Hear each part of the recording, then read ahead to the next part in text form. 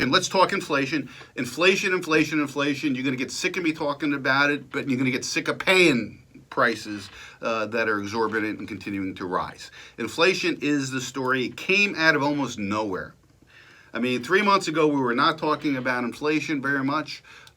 On this program, I've been talking about it for a long time, that it was coming, but you didn't hear it much in the mainstream. People weren't talking about it that often. Now everybody's talking about inflation. And as I said last week, it's just the beginning, the outer bands of the storm that we're seeing now, with energy prices going up, lumber, materials, food, and inflation.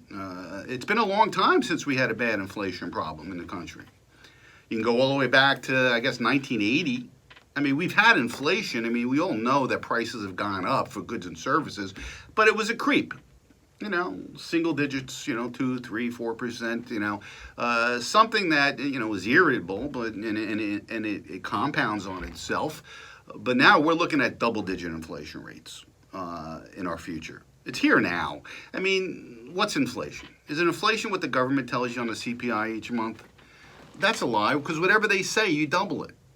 I mean, they just changed the way they figured inflation on the CPI, and the reason they did that is to make the economy look better than it is, make the current administration, no matter who they are, look better than they are, and also to keep your Social Security payments down. So you could double whatever the government says. Now, we're talking right now, the CPI year over year is up 4.6%. Well, the Federal Reserve's goal is to get 2% inflation. So right now they're 100+% over that figure. And it wouldn't be surprised to see in the next month or two, looking at an annual 6% official CPI figure. Again, double it. John Williams from shadowstats.com, who calculates all these economic numbers as they used to be calculated. Go back to 1980, calculate it the same way. He says inflation is 12%. And when we had that big inflation in 1980, 40 years ago, I recall it, the inflation rate was 15%. So if we're at 12 now, we're almost in Jimmy Carter type inflation. And Paul Volcker, the Federal Reserve chairman at the time, raised interest rates to 18% to battle it. Right now we have 0% interest rates, and the Fed came out this week and basically said we're not at the stage now where we're going to stop our quantitative easing or we're going to raise rates. We're not there. The economy's not there yet. So damn inflation. The Fed is telling you they're creating inflation and they're not going to stop. You're sitting down with me now having breakfast. Some of you enjoy your Sunday breakfast, listening to the Financial Position each and every Sunday. Others of you are in your car going to church. But if you're sitting eating your breakfast, you should notice breakfast inflation. Look at some of these commodity price increases that we see for breakfast. So we take the average for 2019, and then we look at prices now. All right, let's look at the difference. Orange juice is 11% higher from 2019. Sugar. You shouldn't be having too much sugar with your breakfast, but we put it in our coffee, I guess, or in our cereal. Sugar's up 35% since 2019. Milk, 12%.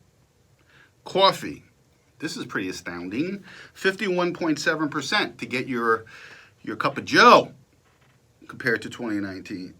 Pork, you like your pork sausages, your pork roll?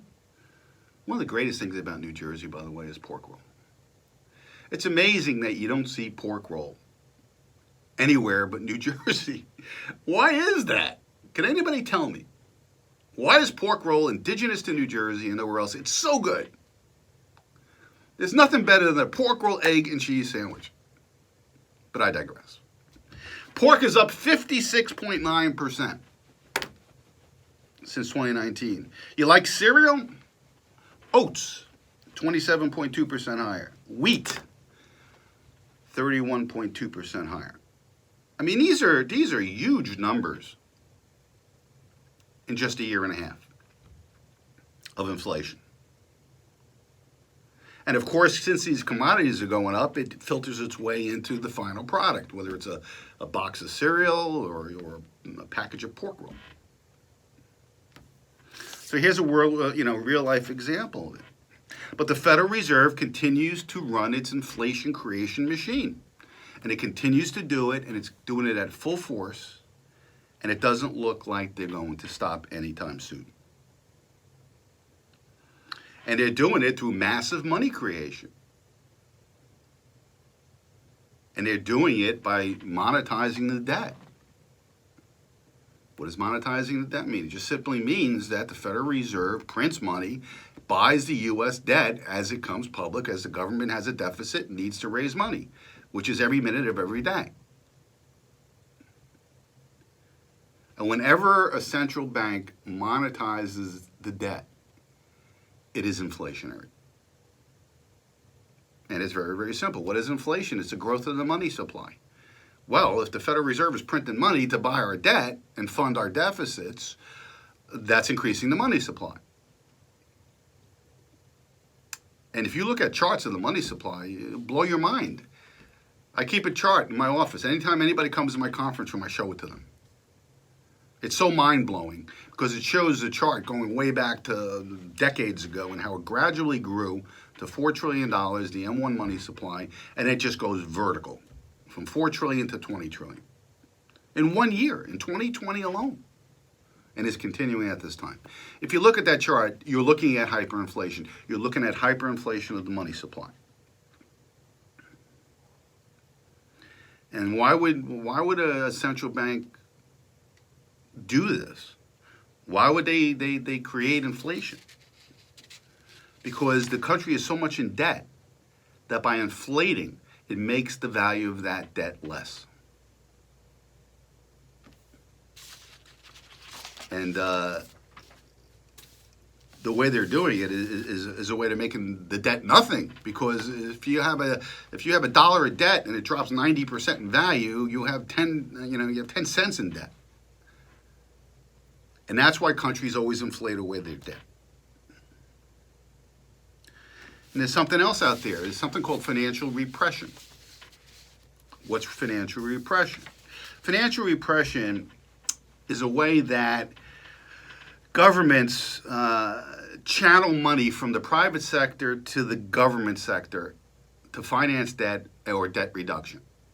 Financial repression is when conservative money, savers, earn less than inflation.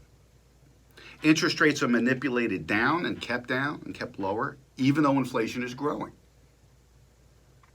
And this is the real problem for savers now. Debtors love inflation because I said debt becomes less onerous in inflation. And why is that? Well, first of all, if you have inflation, you can have wage inflation. So the debt stays the same, but the number of dollars that you bring in goes up.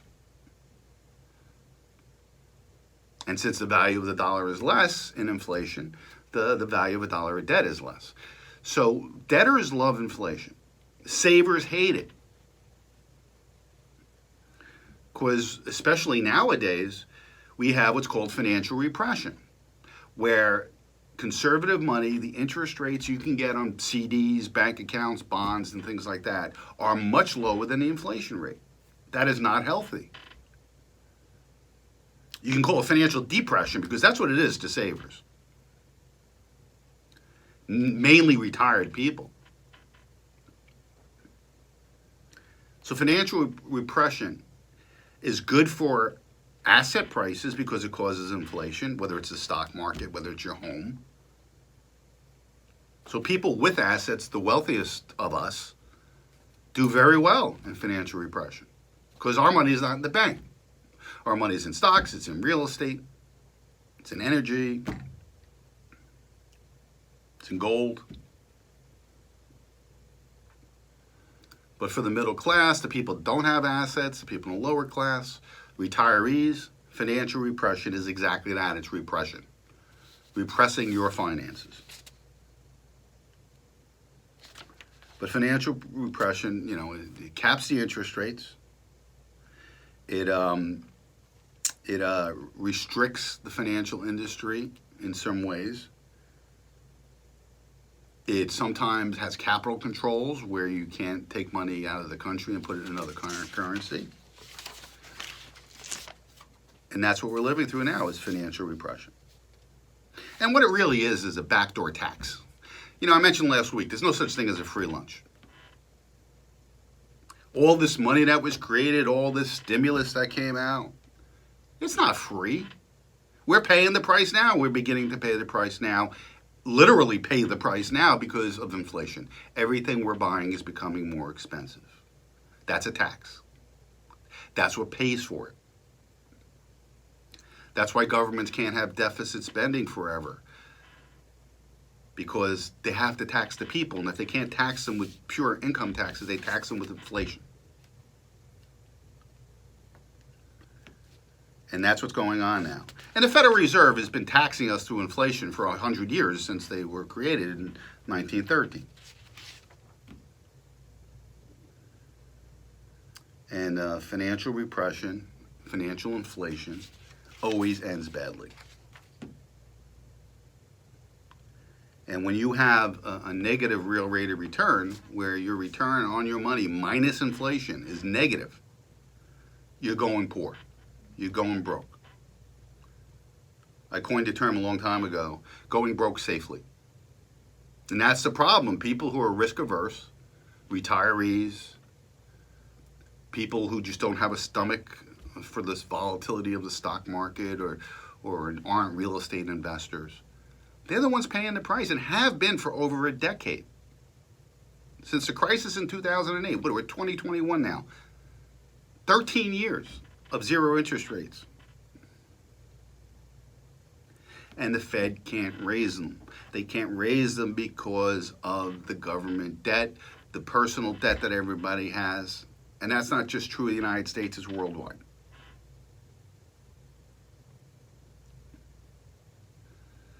So they can't be Paul Volcker. They can't put out the fire of inflation through higher interest rates.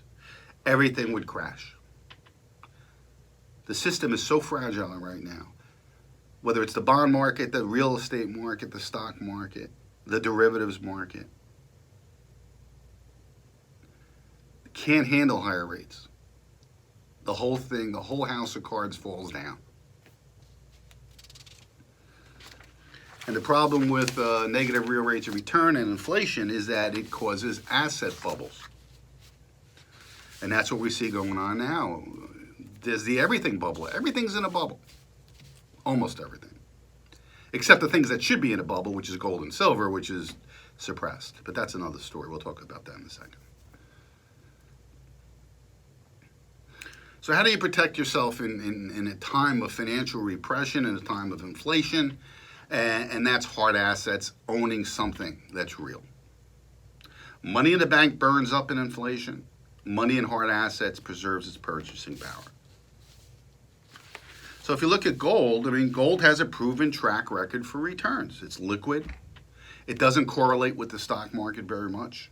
So if other assets that you own are going down in a time of financial upheaval, gold is your savior. Gold is very liquid. You can convert coins to cash at any time. A lot of people ask me that question. Well, you can't eat an ounce of gold. Of course you can't eat an ounce of gold, but you could turn the gold into dollars and then buy bread. That's 5 times the price it used to be, because your gold's 5 times the price it used to be. And gold's a very good diversifier of a portfolio because it's not correlated to other assets. So how do you buy gold? I'm getting a lot of calls, a lot of emails on this, more than I have in my entire career. And there's basically 5 ways to do it. The first and most emotionally satisfying ways to own gold is to have physical gold, also known as gold bullion. You can buy it in bars, or you can buy it in coins. You have the satisfaction of touching it, looking at it.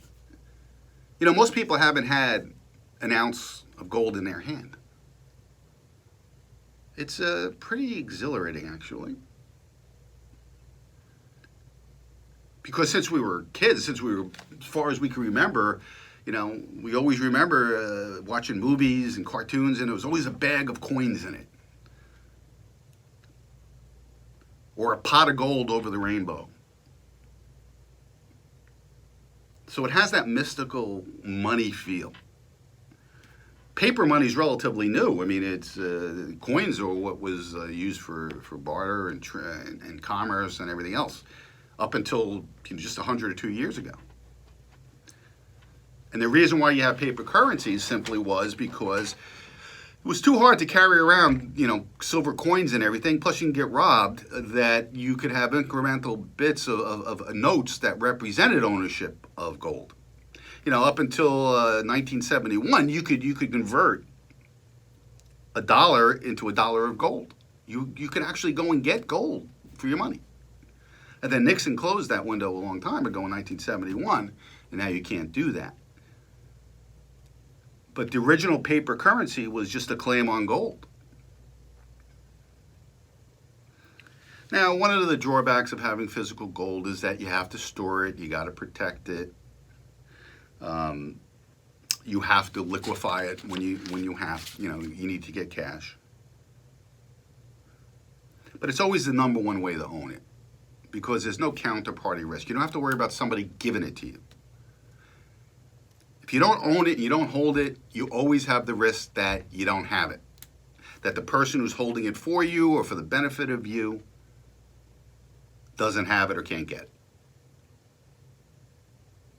So when you're buying bullion, what's the best to buy? Is it coins or bars? Well, let's talk premium. Premium is the amount over the spot price that you pay for a coin or a bar. The spot price is determined by the commodities exchange, the COMEX. Now, the commodities exchange is an area where paper is traded. Gold doesn't really exchange hands there. Claims on gold do. But the dealers in there could sell as much gold paper as they want to suppress the price. And since nobody asks for the gold, they just sell it for cash, this futures contract. No gold or silver change hands. There's no supply and demand factor there. There's a supply and demand factor for paper, but not necessarily for gold. In a physical market, it's a totally different thing. There's shortages, especially of silver nowadays. The premium that you pay for a coin over what the spot price that the COMEX determines is hit record highs right now. So right now, the price of an ounce of gold is just under $1,900 an ounce. I think it's $1,985, $1,990, something like that. You have to pay about $2,060 to get a 1 ounce American Eagle gold coin. And that's pretty reasonable. $170 premium. It's higher than it's been in the past, but that's a reasonable premium. Now, if we look at silver, the premium on silver, the spot price is $28. You probably can't buy a silver American Eagle coin for less than $37, $38. I've seen $40. I've seen $42. So when you're purchasing bullion coins, the real key is the markup, the premium. I'm not worried about, a lot of people ask me, is this dealer reputable? Am I going to get the right, gold or silver coin? I'm not worried about counterfeiting or anything like that when it comes to coins. Very hard to do. It's not very profitable to do, and coins are very detailed in their minting. It's extremely difficult. So I'm not worried about, am I getting what I thought I was getting? I'm just worried, how much am I paying for it? And how is that premium compared to other dealers? So you want to buy gold, you can walk into a shop, a coin shop, a coin dealer. And I only know of one in the area here on the shore, but there's probably more. There's one I deal with. But you walk in there and you say, okay, I want to buy 10 1 ounce silver American Eagle coins. What's the price? Now, when you go and you ask that question and you go to that dealer, you better know what the price is. You should have it on your phone. And there's many different websites you can go to get the exact price of gold or silver at any given moment. Now, you do some research before you go to the dealer. You go online and you go to different websites and find out what they're charging for a coin. What's their premium? And find out what the average premium is across the board. So when you go into a dealer, you know that if I'm buying silver, 38's the number in most places. So if he's charging 42, I'm not interested. So that's what you want to know is the premium compared to other dealers. Now you can buy online. You can go to any of these. APMEX is the big one. JM Bullion. You've heard of Gold Line. You see all the commercials on conservative TV, and they're fine. Just be careful though that these gold dealers don't try to sell you rare coins, numismatic coins. That's what they try to do because that's where the biggest markup is for them. You're not buying an ounce of gold or silver. You're buying the rarity of the collectible coin itself. And that price is very subjective, and the spread between what you can sell it for and what you buy it for is very, very large. Unless you're an expert at numismatic coins, I wouldn't buy them. Another way you can buy gold or silver is, oh, by the way, the bars are cheaper as far as the premiums go. And the bigger the bar, the less premium you're going to pay. So if you get a 100-ounce silver bar, and they come in all denominations, a 100-ounce silver bar is only about $3,800. That premium is going to be much less per ounce than if you bought 100 silver coins. And for a variety of reasons, the liquidity of them. You know, the thing about a 100-ounce bar is that you're either going to sell the whole bar or you're not going to sell it all. You're not going to sell 20 ounces of a 100-ounce bar because it's undividable unless you go to a refiner and break it down. So you can't do that. So it's all or none. Same is true of gold. Now, a 100-ounce gold bar is 200 grand. You see the difference in the price of gold and silver. It's quite amazing. And that's why a lot of people can't buy a lot of silver because you can't store it. It's just so bulky. You want to put $100,000 in silver, you're going to have like 2,500 ounces. Divided by 16 ounces in a pound, you'll see how heavy that is and how bulky it is. What are you going to do with it? 100 ounces of gold could fit in your pocket. Or $100,000 worth, I should say. That's only 50 coins. So that's a big problem with physical silver, especially. You got to store it. And you got to protect it. Another way you can invest in gold is through gold futures. Now, I don't recommend this for anybody that's not an astute investor, but the futures market allows you to buy 100 ounces of gold at a certain price for a certain amount of time. If the price goes up, you're going to make money. If the price goes down, you're going to lose money. It's highly leveraged. People like it because they could buy a lot for a little bit of money, which is great because you can make a lot of money if you're on the right side of it. You could lose a lot of money if you're on the wrong side of it. Leverage cuts both ways. You could buy ETFs that own gold. This is especially important for people who have retirement plans. I'm always a big believer that, go buy the physical. But you can't do that with $100,000 of your IRA account because you got to pay tax on all that money if you took it out. So you have to look at alternatives. What are alternatives? Well, in brokerage accounts, you could buy an exchange-traded fund that owns gold. Now, there's different types out there. There's some that have gold bricks or bars, and every ounce of gold they say they have. And you buy shares of the fund, and if the gold goes up 20%, the fund goes up 20% because you own the gold indirectly. But some accounts will have futures contracts. And now we have counterparty risk again. Whenever you have a futures contract, the other side has to be able to fulfill it. So if you go to them and say, I want the 100 ounces of gold that I bought from you, and they don't have it, and they don't have the money to go out and market and buy it because it's inflated so much, then they may default and say, I'm sorry, buddy, I'm bankrupt. So that's called counterparty risk. Some ETFs out there, exchange-traded funds, have loaded with futures contract, and that's true of the biggest ones, GLD and SLV, which are the two big gold and silver ETFs. They're good for trading. I would never have my significant investment in gold and silver there. And then other ETFs have the bullion. There's no counterparty risk. I prefer those. And we've been setting up a lot of people lately in my firm that want to get involved, want to protect themselves, and we show them how to do it. Another thing you do is buy mining stocks. These are companies that produce the stuff, right?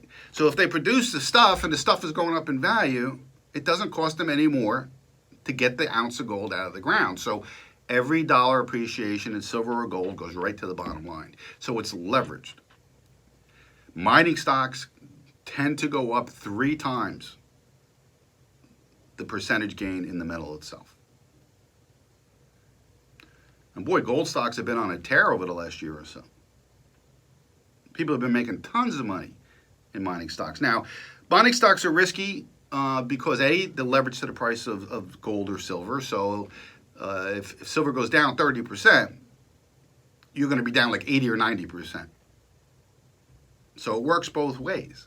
Another thing about buying individual stocks and mining companies is God didn't put all the gold under the United States of America. It's in political areas of the world that are very iffy. Me and my clients had a huge investment in a Canadian mining company that had a mine in Venezuela. Overnight, Hugo Chavez took it. Just took it. Nationalized it to the country, and this company lost 98% of its value. So you have political risk, you have commodity risk, you got all kinds of risk when you're doing them. But if you buy an ETF that has a number of different mining companies in it, or a mutual fund, now you're lowering that specific company risk. But in a bull market, you want to own mining stocks. Absolutely. So these are some of the ways to get started in gold. A local dealer is the way to do it. It's probably not smart to buy all your gold at one time, or your silver at one time. You should have a program where you say, like, every month I'm going to buy X number of dollars, I'm going to buy 100 ounces, I'm going to buy 1 ounce, whatever it is you could afford. And when should you buy it? People say, well, what's the best time to buy it? You have to own it. It doesn't matter when you buy it. When's the best time to get your life insurance? The day before you die, I guess, but you need to have it before then. But if you dollar cost average and every month you buy a little bit more silver, a little bit more gold every couple months, whatever it is, you average the cost out and you build your position. So you're going to hear more and more about commodities. You're going to hear more and more about gold. You're going to hear more and more about hard asset inflation. It's going to be interesting to see how the Fed tries to wiggle out of this box that they put themselves in, where they can't raise interest rates while inflation's taking off. Oh, and by the way, the soaring inflation that we're seeing now, it's likely to boost your Social Security COLA by the most we've seen in probably 10 years. With the inflation data we've seen so far, we're looking at maybe as much as a 4.7% increase in Social Security for 2022. It's a CPI goes through September, so it's October they announced what the increase is going to be.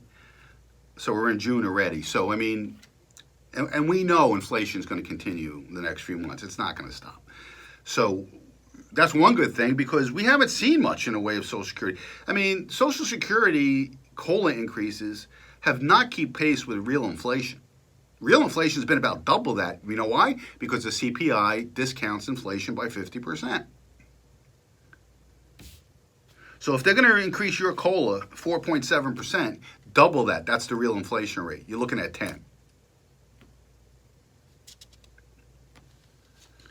And like I said, Social Security benefit hikes over the past 2 decades have failed to keep pace with the expenses that older consumers face. The Senior Citizens League found that Social Security benefits have lost 30% of their buying power since 2000. To put this in perspective, for every $100 worth of groceries retirees could afford in 2000, they can only buy $70 worth today. And I just went over just talking about breakfast and the commodities that are used to do that. Now, is that a good thing? No, it's not. It's a good thing to have your Social Security go up, but is it a good thing to have it go up 4.7 when inflation's 10? No. But it's better than nothing. Now, the question always is, well, what about the Medicare Part B premiums? In the past, the increase in the cost of living has been eaten up by the increase in the premium for Medicare Part B. So when we take that into consideration, now you're paying inflation on your health care that the cost of living adjustment barely keeps up with. All right, let's take a break. 732-505-1160 is the call number. My name is Lou Scatigna. You're listening to The Financial Physician. Don't go away.